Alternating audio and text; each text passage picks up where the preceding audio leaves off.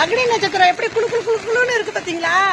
திருச்சியில் நாங்கள் இருக்கிற ஏரியாவில் ஒரு நாள் விட்டு ஒரு நாள் மழை பெஞ்சிட்டு தான் இருக்கு. இன்னைக்கு 9ஆம் தேதி சனிக்கிழமை.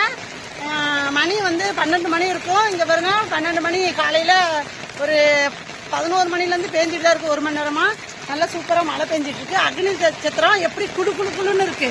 அதுக்கு என்ன தெரியுமா காரணம்? இந்த வானம் அழுகுறதுக்கு காரணம் என்ன தெரியுமா? திருச்சி தொகுதியிலையும் அண்ணன் வின் பண்ணாரு. விஜய் அண்ணன் திருச்சி தொகுதியிலையும் வின் பண்ணிட்டு இன்னொரு தொகுதியிலையும் வின் பண்ணார். ரெண்டு பக்கத்துலையும் இருக்க முடியாது, வர முடியாது, செய்ய முடியாது. ஒரு தொகுதியில தான் இருக்க முடியும்னு சொன்னனால இந்த தொகுதி வேண்டானாரா?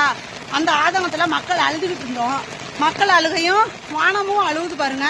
அவர் மாசம் எங்களை பார்ப்பாருன்னு நினைச்சோம். பார்க்க முடியாமல் போனதுக்கு நாங்களாம் அழுகுறனால வானமும் சேர்ந்து அழுகுது. அக்னி நட்சத்திரம் எப்படி குளுமையா இருக்கு பாருங்க.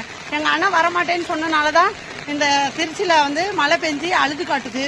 நாங்கள் அழுகுறது மாதிரி இந்த இயற்கையும் அழுகுது. சூரிய பகவான் எப்பயாவது தான் வராரு, மறைஞ்சிடாரு. அக்னி நட்சத்திரத்துக்கு நாங்கள் ஆனந்தமாகவும் சந்தோஷமாகவும் இருக்கோம்.